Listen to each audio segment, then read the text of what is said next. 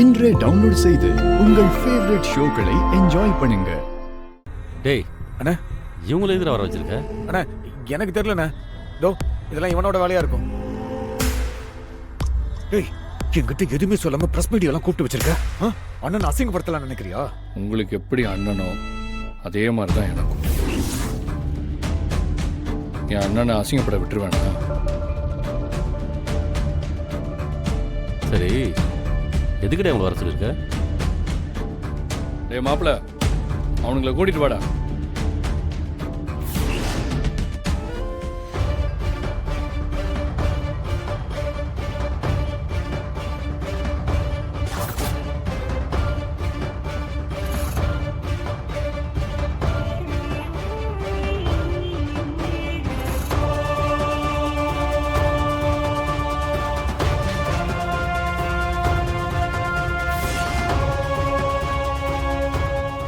டேய், என்னடா என்ன நடக்குது?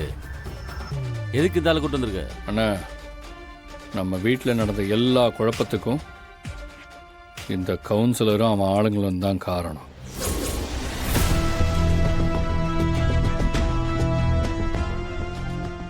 மொத்தமாக சேர்ந்து பிளான் பண்ணி பண்ணியிருக்காங்க. என்னடா சொல்ற? ஆமாண்ணே, அது அந்த ஆள் வாயாலே ஒத்துக்கிட்டான்.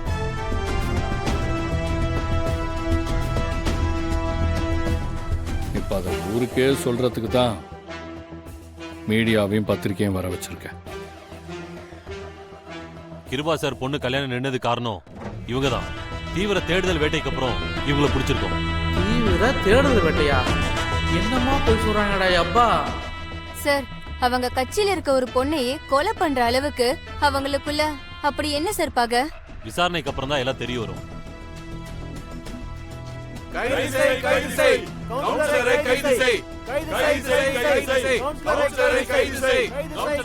கான்ஸ்டபிள், வந்து இவங்களை கூட்டிட்டு போ.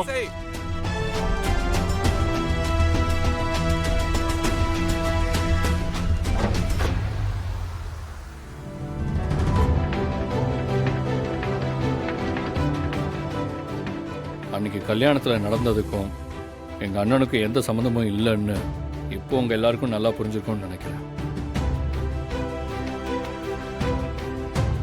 எங்கள் அண்ணன் எந்த தப்பும் பண்ணலை, அவர் நிரபராதி. உண்மையை எல்லாரும் முன்னாடியும் சொல்றதுக்காக தான் நான் வர சொன்னேன். கிருபா சார், கவுன்சிலரும் அவங்களோட ஆளுங்களும் உங்க பொண்ணை கொலை பண்ணி அந்த பழிய உங்க மேல போட பிளான் பண்ணிருக்காங்க. ஆனா உங்க பொண்ணோட கல்யாணம் நின்னு போனது இதனால கிடையாது. உங்க பொண்ணு ஒரு மைனர்னு சொல்லிதான் அந்த கல்யாணத்தை அரசாங்கம் நிறுத்திருக்காங்க. அப்படி இருக்கிறப்ப உங்களை எப்படி நிரபராதின்னு சொல்ல முடியும்?